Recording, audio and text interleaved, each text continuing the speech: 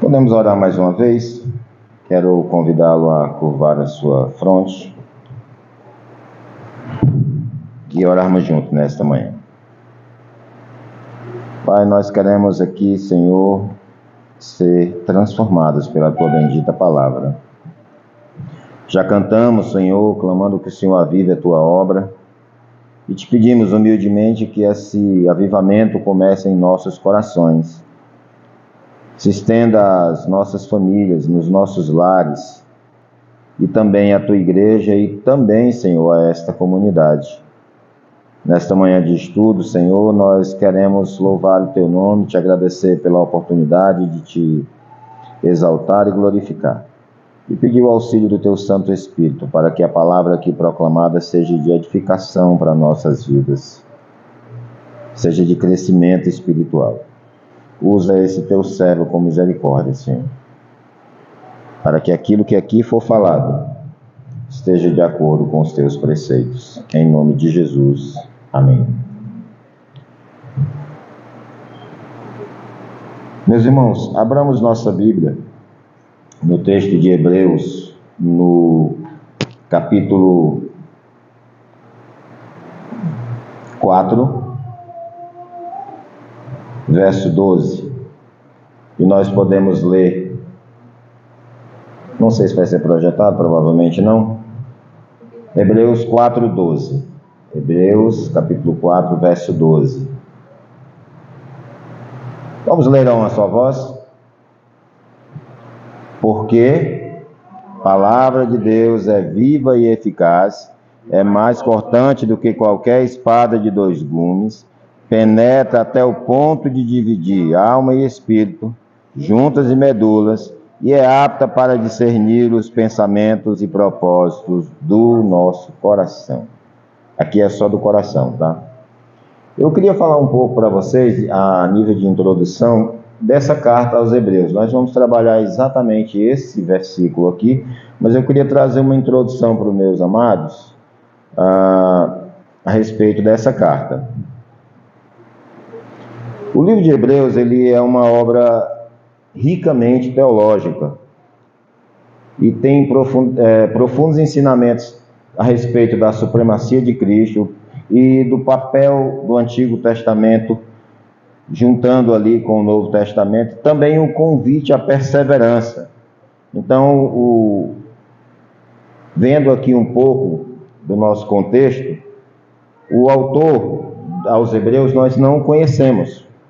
Não existe aí uma unidade desse pensamento, na verdade ele está oculto. No nosso bom português seria um sujeito oculto, está aqui. Quem é o sujeito oculto? O autor aos Hebreus. Nós o conheceremos na glória, assim espero. E nós não sabemos quem foi. E existem suposições, né? Há alguns que afirmam veementemente que foi Paulo, mas não se pode provar. Também há o time de Lucas, de Apolo, de Barnabé. Mas o que nós sabemos é que era um cristão influente na igreja antiga, por conta da sofisticação, da maneira como ele escreveu, né? E também a habilidade com o Antigo Testamento. Essa carta ela foi escrita mais ou menos ali pelo ano 70 depois de Cristo. Então, isso a gente sabe por conta das referências que o autor faz às práticas de sacrifício no templo, porque de acordo com Hebreus 8, 4 e 5, e também Hebreus 10, 1 a 3, nós temos ali ainda aquele sistema sacrificial em vigor. É provável que a situação pela qual essa carta foi escrita tenha sido endereçada exatamente a judeus, né? Cristãos, de origem judaica, ou seja, novos convertidos do judaísmo para o cristianismo, que talvez morassem em Roma ou em outra grande cidade do Império. Esses cristãos estavam enfrentando perseguição, oposição cultural e também cansaço espiritual. O autor parece estar respondendo à tentação desses cristãos retornarem ao judaísmo. abandonando a fé em Cristo para escapar da pressão social e religiosa, conforme Hebreus 10, 32 até o 39. E qual o propósito desse livro? Bom, o objetivo principal é encorajar cristãos a permanecerem firmes na fé em Jesus Cristo, destacando a sua superioridade em relação a tudo que o Antigo Testamento representa. O autor busca demonstrar que Jesus é o cumprimento de todas as promessas de Deus, superando figuras centrais do judaísmo, como anjos, Moisés, os sacerdotes, sacrifícios no templo. Então, 3 propósitos principais aqui para a gente destacar e enfatizar. Reafirmar o propósito da carta, reafirmar a supremacia de Cristo. Então, Hebreus 1 e 2, capítulo 1 e 2, ele vai colocar Jesus acima dos anjos. No capítulo 3 até o 4, também acima de Moisés e da antiga aliança. E também ali no capítulo 7 ao 10, o sacerdócio levítico e os sacrifícios no templo. Todos esses 3 aqui citados, Jesus ele é supremo sobre isso aqui. Outro propósito é exortar a perseverança. A carta adverte que o perigo de apostasia, abandono da fé, ela vai advertir contra esse perigo do abandono da fé e encorajar os leitores a perseverarem na obediência, mesmo diante das dificuldades. Tem alguns textos aqui dentro da própria carta, como o texto do capítulo 3, 12 a 14, 6, 4 a 6 e 10, 26 a 31.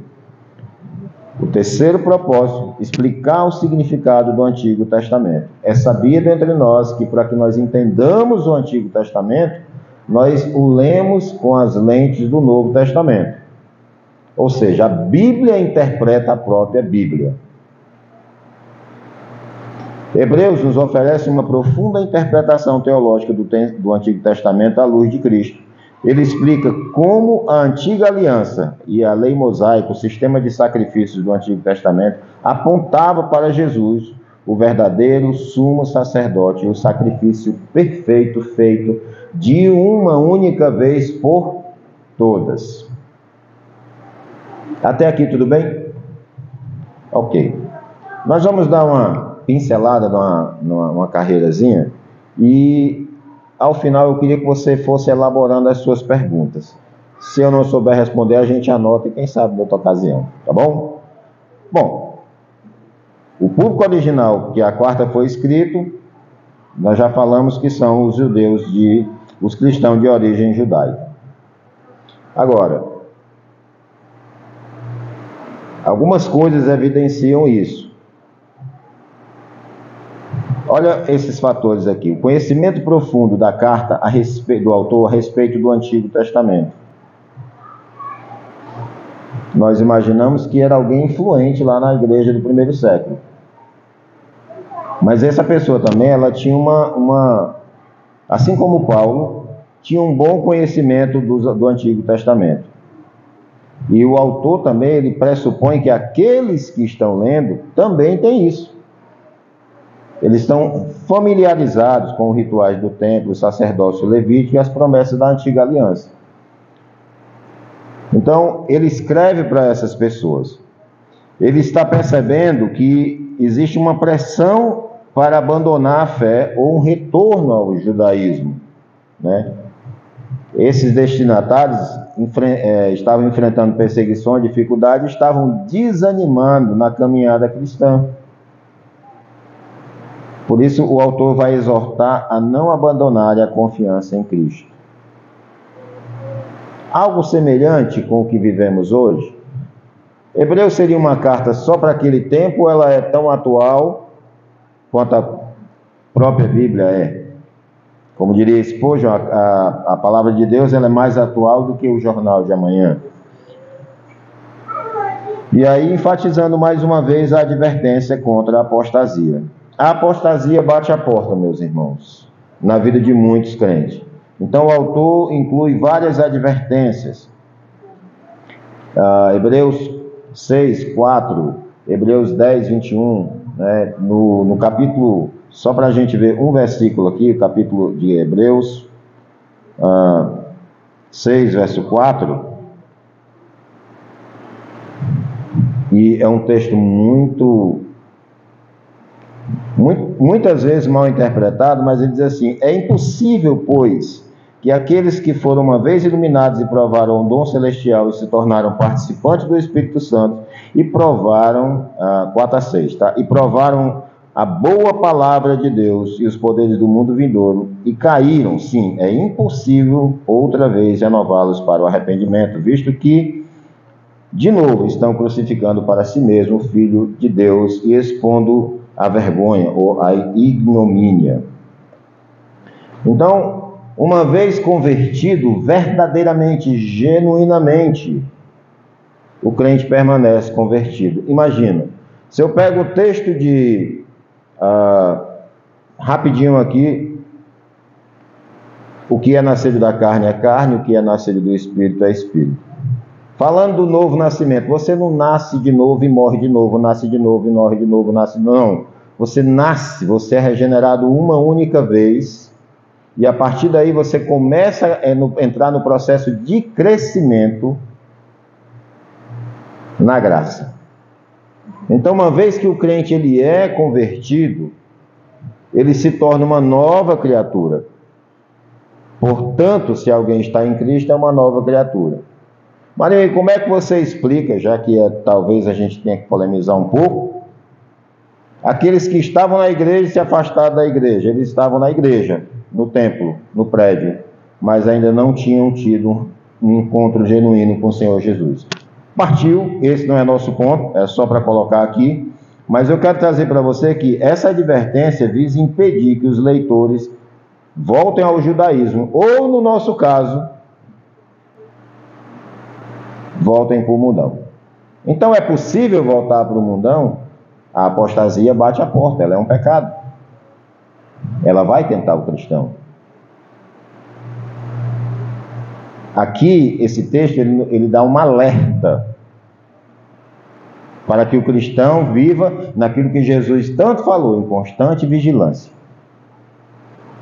E aí, ainda falando dessa questão, nós precisamos entender que, no caso deles, quando eles voltavam ao judaísmo, o que eles faziam? Automaticamente, eles rejeitavam o sacrifício de Jesus na cruz. É tipo algumas seitas hoje que dizem assim: não, Jesus é importante, mas você precisa também ler o livro da fulana de tal, dos Anzóis Pereira. Da Ellen White, vai. Não existe. O próprio autor está colocando Jesus acima de todo o sistema sacrificial, acima de anjos, acima de Moisés e acima da lei. Quem somos nós, igreja moderna, para tirarmos Jesus dessa posição? Ainda elogiando a nossa carta, ela diz assim: a profundidade teológica de Hebreus desafia cada um de nós a pensarmos criticamente sobre a relação entre o Antigo e o Novo Testamento, e o autor vai apresentar Jesus como o cumprimento final das promessas de Deus, destacando que a antiga aliança, embora significativa, era apenas uma sombra das coisas que viriam com Cristo. Então, o Antigo Testamento aponta para Jesus Cristo. Essa mensagem é relevante para a nossa igreja hoje, para os cristãos de hoje, especialmente aqueles que enfrentam pressões, perseguições, pressões culturais para abandonarem a sua fé, dificuldades no emprego. Ela é uma carta relevante para nós. E assim como ele foi escrito para aqueles cristãos, ele também foi escrito para nós. Ela visa fortalecer a fé de cada um de nós, mostrando que Jesus é superior a tudo e a todos. E aí, meus irmãos,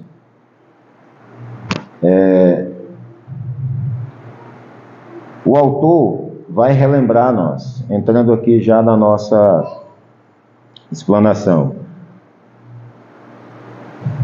que a palavra de Deus não pode ser tomada de forma leviana, pois se o leitor não deseja escutar, ele enfrenta nada mais, nada menos que o próprio Deus. Eu vou repetir isso aqui para você entender, que nós, como cristãos, igreja de boa, igreja nova, moderna, aquela igreja, sabe, nós precisamos dar um retorno no nosso tratamento com as coisas sagradas, com o nosso relacionamento com Deus. O autor ele fala isso claramente, 2 versículos para nós pensarmos. Hebreus 10, 31 diz assim: horrível coisas é cair nas mãos do Deus vivo. E nós estamos falando de uma igreja viva na palavra. O que é essa igreja viva na palavra? Ela é uma igreja que depende do Deus que é vivo. E lá no capítulo 12, verso 29, ele ainda vai dizer assim: porque nosso Deus é fogo consumidor. Horrível coisa é cair nas mãos do Deus vivo. Por quê? Porque o nosso Deus é fogo consumidor. Agora, entenda, a Bíblia, meus irmãos, ela não é uma coleção de escritos religiosos do passado antigo, mas um livro que fala a todas as pessoas, em todos os lugares, em qualquer lugar desse planeta, em todas as línguas que existem no mundo. A Bíblia exige uma resposta, porque Deus não tolera a indiferença e a desobediência. A Bíblia, quando nós lemos, ela exige que nós venhamos a dar uma resposta àquilo que estamos sendo exortados. A Bíblia ela é a palavra de Deus. E segundo o nosso catecismo, pergunta 4 diz assim: como se demonstra que as Escrituras são a palavra de Deus? Eu vou ler bem rápido aqui. A resposta diz, pergunta 4 do nosso Catecismo Maior de Westminster: demonstra-se que as Escrituras são a palavra de Deus pela sua majestade, pureza e seu conteúdo, pela harmonia de todas as suas partes, pelo propósito do seu conjunto, que é dar a Deus toda a glória, pela luz, pelo poder que possuem para converter os pecadores, para edificar e confortar os crentes para a salvação. O Espírito de Deus, porém, dando testemunho pelas Escrituras, juntamente com elas no coração do homem, é o único capaz de completamente persuadi-lo que elas são realmente a palavra de Deus. Então nós temos documentos, nós temos a palavra, nós temos documentos que a Bíblia é a palavra de Deus. Agora a pergunta que eu tenho para você e como é que nós nos aproximamos dessa Bíblia? E qual é o nosso relacionamento com essa palavra? Porque o nosso texto, e agora eu quero entrar aqui numa pequena explicação do nosso texto, ele dá algumas chaves a respeito disso. Que essa palavra de Deus, ela é viva, é um Deus vivo que tem uma palavra viva. E essa vivacidade, preste atenção, não é um livro estático. Não é uma crônica, não é um romance. É uma palavra. É Deus falando através da sua palavra. Eu quero trazer aqui à memória uma pergunta que foi lançada em sala de aulas. Por que Deus não pode ou não converte os pecadores que não têm conhecimento ou não conseguem ler a sua palavra? Deus escolheu converter, transformar, edificar a sua igreja através da sua palavra. É pela palavra de Deus que o Espírito Santo age no coração. Então a maneira correta, digamos assim, de trazer vida à igreja, ou de apresentar o Evangelho para que a igreja cresça, para que ela se multiplique, ainda é e será, até a volta de Jesus, única e exclusivamente a pregação fidedigna das Escrituras. Agora, nem eu, nem você e nem a igreja pode tratar a Escritura apenas como um texto histórico. Nós precisamos tratá-la como a voz altiva de Deus, que continua falando. Ah, eu quero ouvir a voz de Deus. Leia em voz alta, tá certo. Aproxime-se da palavra com reverência, com humildade. Abandone os pressupostos, as vãs filosofias, as lentes obscuras do pecado. Desvenda, ó Senhor, os meus olhos para que eu contemple a maravilha da sua lei. Se Davi precisou orar desse jeito, quem somos nós para se aproximar do texto cheio de pressupostos filosóficos, do nosso orgulho, da nossa arrogância? Como disse um certo pastor, certa feita, a palavra de Deus, ela tem verdades que não é difícil entender, é difícil de engolir. João 15,16, eu acabei de ler aqui para os irmãos. Não foste vós quem escolhestes a mim, pelo contrário, eu vos escolhi a vós outros. Tem gente que não aceita isso. Não, eu escolhi Jesus. Está lá em várias versões, do mesmo jeito. Mas por que isso acontece? Porque as pessoas se aproximam da palavra com um ar de superioridade a ela, não de dependência, não de humildade. Meus irmãos, é a palavra do próprio Deus. E a vitalidade dessa palavra reflete o caráter do próprio Deus, que é o Deus vivo. Voltando aqui um capítulo, no verso 12, 3:12.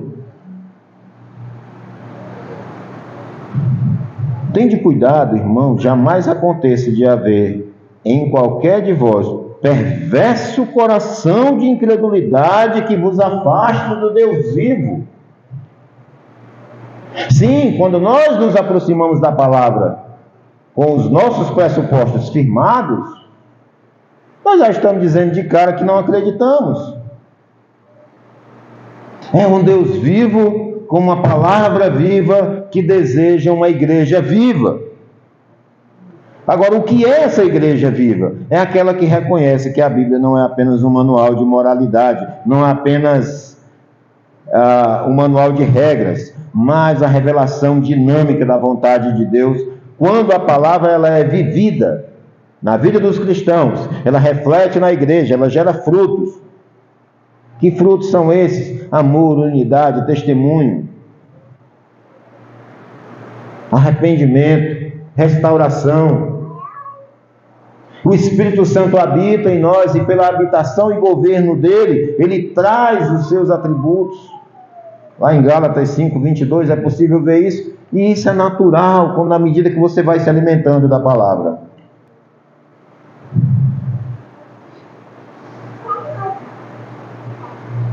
Quando nós nos alimentamos dessa palavra, nós nos tornamos um testemunho impactante para esse mundo caído. Nós verdadeiramente somos sal e somos luz. Luz para iluminar e sal para retardar o processo de putrificação desse mundo em queda livre. Outro ponto, meus amados irmãos, é que a palavra de Deus ela é eficaz.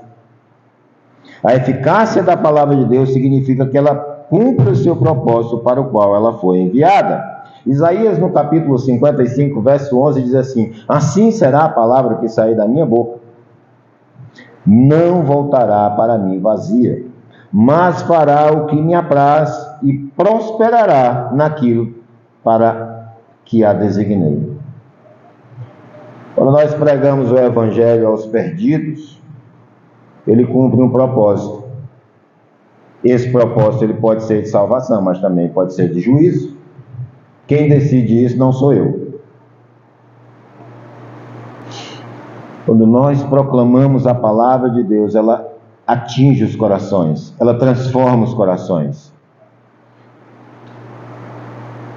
Agora, na vida da igreja, essa eficácia se manifesta em 3 áreas principais. Primeiro, convicção de pecado. A palavra ilumina os erros e chama cada um dos crentes à santidade.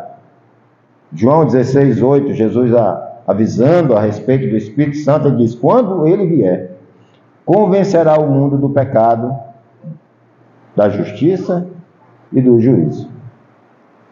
O Espírito Santo, pela palavra de Deus, ele vai falar aos corações. E aqueles que forem do Senhor, eles serão atraídos pelo maravilhoso poder transformador do Espírito Santo. Serão regenerados e transformados em novas criaturas. E também ela vai gerar falando de transformação, a transformação de vida. A palavra renova a mente conforme o crente e coloca ele à imagem de Cristo. Romanos, no capítulo 12, verso 2, diz assim: e não vos conformeis com este século, mas transformai-vos pela renovação da vossa mente, para que experimenteis qual seja boa, agradável e perfeita vontade de Deus. Meus irmãos, é o melhor lugar para estar. É debaixo da soberana, perfeita e agradável vontade de Deus. Nós fazemos isso quando nós nos submetemos à palavra, e a palavra ela vai mudando a nossa cosmovisão, a maneira como nós vemos o mundo. Porque uma coisa é como eu enxergo o mundo antes de ser uma nova criatura. E uma vez transformado, passado pelo processo de metamorfose, que é a palavra usada aqui para a transformação, e virar uma nova criatura, né? A mente ela também entra no processo. Ei, deixa eu dizer isso para você devagar. Uma vez que você é uma nova criatura, envolve toda a completude da sua vida e do seu corpo. A mente vai junto. A mente vai junto. Então é inadmissível que algumas coisas que eram naturais na velha vida permaneçam na nova vida. É fato, e abre aspas, que haverão pecados dos quais cada um vai ter que lutar com mais ênfase. Haverá aquelas tentações que serão mais comuns a outros do que a outros. Mas a mente é uma nova mente. E ela precisa se submeter a Cristo. E isso acontecendo, nós vamos para o nosso terceiro ponto, que é a edificação da comunidade. A pregação e ensino das Escrituras edificam o corpo de Cristo. 2 Timóteo, no capítulo 3, versos 16 e 17, diz assim: toda a Escritura, toda, não metade, não os Salmos, não os Provérbios, não o Novo Testamento, não só o Antigo Testamento, embora eu não conheço ninguém que diz assim: eu só li o Antigo Testamento, eu nunca li o Novo. Não. Eu conheço muita gente que diz o contrário. E a palavra aqui é toda, de capa a capa. Toda a Escritura é inspirada por Deus e útil para o ensino. Agora, para quê? Para a repreensão, porque a palavra nos repreende. Ela também nos corrige, é isso que o texto diz, para a correção. E também para a educação na justiça. Para quê? Então, por que ela faz isso? Por que ela repreende? Por que ela corrige? Por que ela educa na justiça? A fim de que o homem de Deus seja perfeito.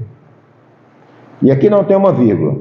O texto prossegue até o final, onde ele diz: a fim de que o homem de Deus seja perfeito e perfeitamente habilitado para toda boa obra. Perfeito e perfeitamente habilitado para a boa obra. Então, meus irmãos, nós precisamos valorizar o que temos nas mãos. Agora, quando uma igreja vive na palavra, ela experimenta o poder transformador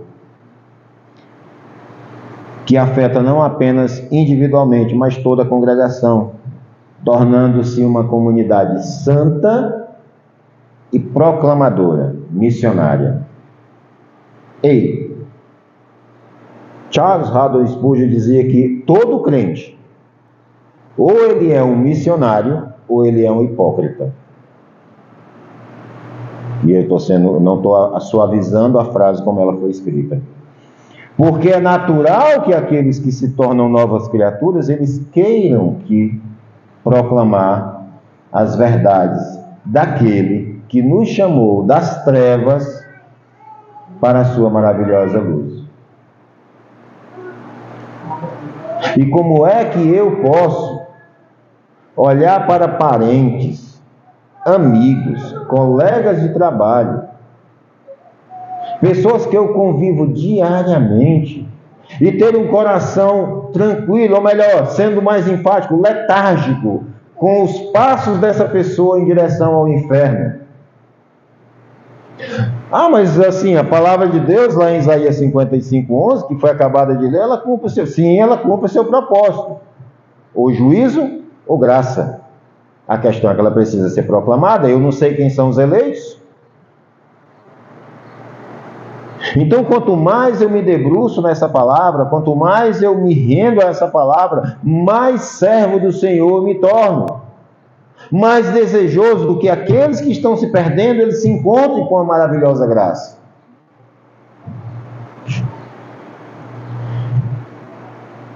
Passando para o nosso terceiro ponto, ainda do nosso texto, diz assim: eu finalizei 3 pontos aqui, a respeito do ponto anterior, e o terceiro ponto do nosso texto é que a palavra de Deus, ela penetra, ela é penetrante.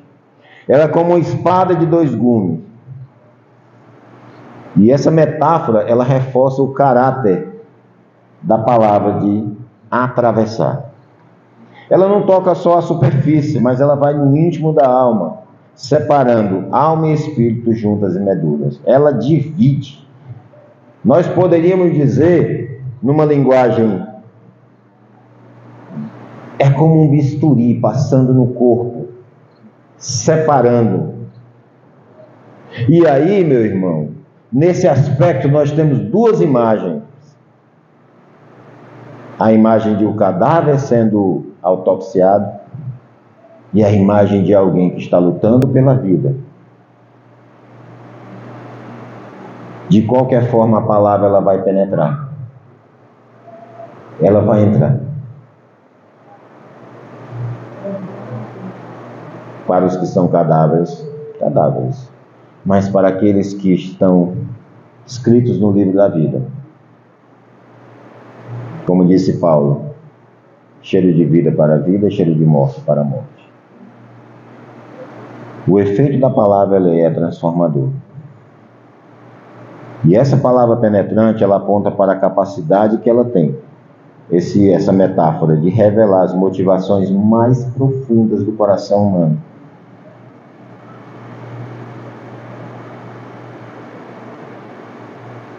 Isaías diz assim, Jeremias, enganoso é o coração do homem, desesperadamente corrupto, mais do que todas as coisas. Mas assim, isso é na lei, na graça mudou. Vai ver o que Jesus diz a respeito do coração humano. O que procede do coração?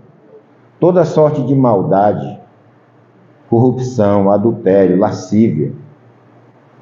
Então a palavra ela vai mostrar no nosso coração aquilo que está fora da conformidade da palavra de Deus. Para cada um de nós, ela vai nos sondar. Agora, o que isso representa para a comunidade, para a igreja? Meus irmãos, para nós, significa que a pregação e o ensino não deve apenas confortar, mas também confrontar. Diante do tema que nós estamos sugerindo, foi sugerido para a nossa igreja esse ano, que é uma igreja viva na palavra, essa igreja ela não pode fugir das verdades difíceis,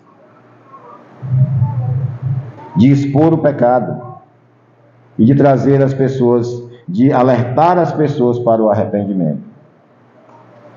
A palavra confronta. A confrontação da palavra não é apenas para condenação, mas também para restauração e crescimento. Domingo passado nós falamos um pouco a respeito de disciplina, e uma coisa que eu entendo a respeito dessa matéria tão difícil é que toda disciplina visa a restauração do pecador. Tudo que foge disso não está em conformidade com a palavra de Deus. Disciplina como vingança, disciplina como modo de calar a boca de alguém, Disciplina porque eu não gosto de fulano. E assim vai. É por isso que o texto, lá em Mateus 18, ele dá um processo. Começa com um confronto individual, depois leva 2 testemunhas e, se necessário, apresenta a igreja. Mas sempre é usando a palavra para trazer a restauração do pecador caído. E aí o nosso quarto ponto, ainda dentro do nosso texto, a palavra de Deus ela ajuda a discernir os propósitos do coração. A capacidade da palavra em discernir os pensamentos e propósitos do coração nos lembra que Deus não se contenta apenas com aparências externas. Vou dizer de novo, Deus não se contenta com aparências externas. Deus não se contenta com performance. Esse povo, disse o Senhor Jesus, ele me honra com seus lábios. Isaías já tinha dito no passado, mas o seu coração está longe de mim. Deus sonda os nossos corações. Salmo 139, versos 23 e 24 diz assim: sonda-me, ó Deus, e conhece o meu coração. Prova-me e conhece os meus pensamentos, e vê se há em mim algum caminho mau, e guia-me pelo caminho eterno. Ou seja, o Senhor vai sondar o nosso coração, e é bem provável que ele ache o caminho mau. Mas o salmista diz assim: mas me faz retornar para o caminho da eternidade, para o caminho da graça, para estar contigo. Meus irmãos, um dos maiores desafios da sociedade moderna é estar num culto, cultuando a Deus. Ah, como é difícil. Porque Satanás, ele vai estar trabalhando para que durante a sua adoração ela seja o mais hipócrita possível. Eu disse sua, mas inclui a minha também, tá bom? E nesse momento de adoração, do qual os nossos corações deveriam estar totalmente derramados na presença do Senhor, nós somos tentados a lembrar dos nossos compromissos, das nossas, conta ou alguma coisa que assistimos durante a semana. Os nossos pensamentos vagueiam. Eles desprezam aquele momento do banquete da palavra. Então é uma tentação que é preciso vencer. Esse salmo na vida da igreja implica que a verdadeira espiritualidade não está apenas em atividades ou rituais. A verdadeira atividade da igreja não está só nas nossas concentrações solenes, naqueles momentos maravilhosos em que a gente se reúne para celebrar e tudo. Não, isso é muito bom, mas não é só isso. Nós, como igreja e como indivíduos, precisamos ter um coração verdadeiramente submissos a Deus. Uma igreja que vive na palavra, ela é sensível à oração do Espírito Santo. A orientação do Espírito Santo, permitindo que as Escrituras dirijam suas decisões, ministérios, ações. Tudo que nós fazemos tem que ser orientado pelo Espírito. E essa sensibilidade faz com que a igreja não viva segundo as agendas que nós criamos, mas em plena submissão à vontade de Deus. O pastor tem falado muito, e eu queria repetir isso.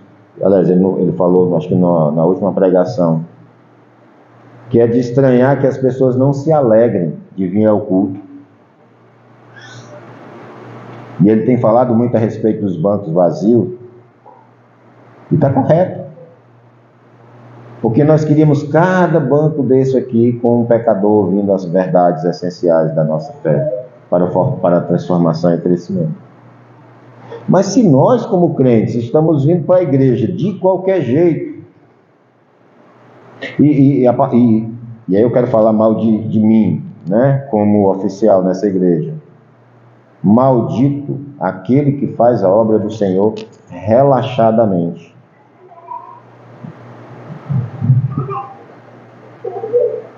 De qualquer maneira, sem interesse.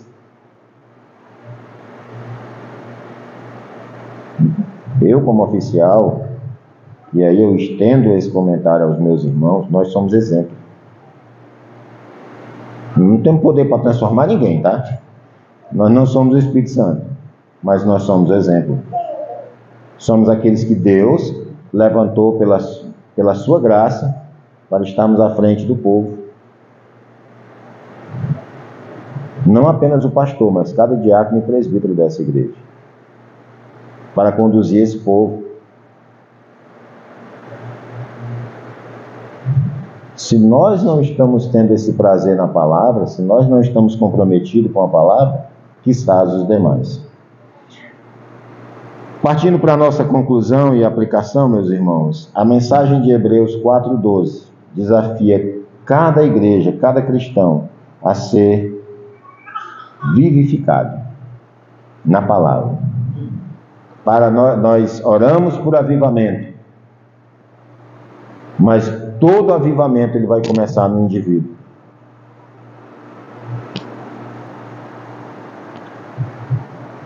Nós precisamos reconhecer a palavra de Deus como fonte primária da nossa vida espiritual.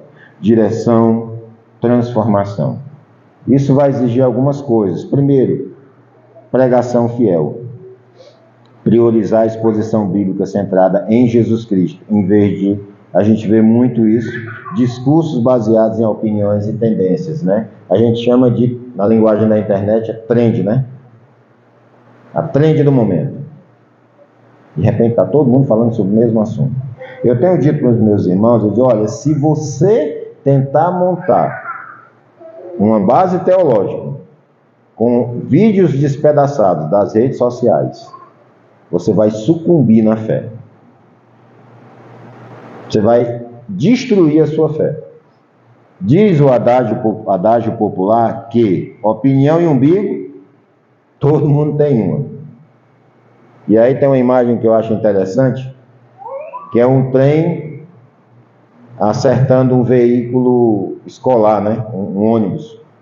E tem assim aí o trem empurrando o ônibus e a imagenzinha lá, sua opinião no ônibus, e o trem, a Bíblia. Ou seja, a Bíblia não está nem aí para a sua opinião. Os pregadores devem proclamar a palavra independentemente de serem populares. Esse compromisso garante frutos no ministério, pois a palavra de Deus sempre cumpre o seu propósito. E aqui, meus irmãos, uma aplicação individual. Vida devocional e coletiva. Não há como ter vida devocional coletiva se não tem vida devocional individual. E aqui eu vou fazer algumas perguntas retóricas. Quando foi a última vez que você reuniu sua família em volta da mesa para falar das verdades maravilhosas da fé cristã? Para fortalecer a fé dos seus filhos, para colocar nas mãos de Deus aquele coraçãozinho que logo na adolescência vai tentar ser fragado pelos professores de faculdade e afins, pelos colegas de sala. Será que você tem guardado? Nós tivemos um retiro aqui, eu acho que foi ano retrasado, lá naquele peixe lá, Alexandre. Retrasado, né? E eu saí de lá com um negócio inculcado na minha cabeça, que era a palavra inculcar. Eu ia tentar contar quantas vezes o pastor disse inculcar, mas foi demais. Mas será que nós estamos inculcando no coração dos nossos filhos a palavra de Deus? Isso não vai ser possível se nós não estivermos também, e aí eu volto não só para os líderes, agora pega todo mundo, dando exemplo. Não só ensinando, mas fazendo com que eles participem desse momento maravilhoso, que é o momento de ensino da palavra de Deus em casa. Façam culto doméstico. Ensinem a palavra de Deus aos seus filhos, às suas esposas. Eu não vou dizer para os seus maridos também, porque a Bíblia fala a responsabilidade é nossa, não é da mulherada. Então nós devemos promover um estudo e meditação na palavra, não só no domingo, mas também no dia a dia de cada um de nós. Obediência prática. Tornai-vos, pois, praticantes da palavra e não somente ouvintes, enganando-vos a vós mesmos. Tiago 1:22. Então nós não só podemos ouvir, não só devemos ouvir, mas praticar a palavra de Deus. Uma igreja, meus irmãos, que se alimenta da palavra será uma igreja sensível à voz de Deus, corajosa em seu testemunho e fiel na sua missão.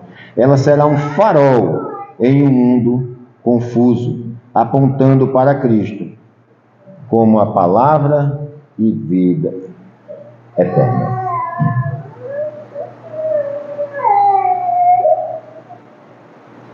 Como eu e você podemos contribuir para que a nossa igreja seja mais submissa à autoridade da palavra de Deus? Será que a nossa vida diária reflete a vivacidade e o poder transformador dessa palavra? Vamos orar? Senhor, nesta manhã nós queremos ouvir a Tua palavra e sermos transformados de glória em glória à imagem do Teu Filho. Nós não faremos isso sozinhos, Senhor, pois não temos poder para tanto. Mas através da Tua palavra e a ação do Teu Espírito Santo, nós queremos ser impactados, transformados, edificados, confrontados por essa maravilhosa palavra. Nesta manhã que o Senhor fale aos nossos corações. Na medida da necessidade de cada um, nós nos colocamos humildemente submissos à Tua palavra, para que possamos andar por ela. Em Cristo Jesus, nosso Senhor, que oramos. Amém.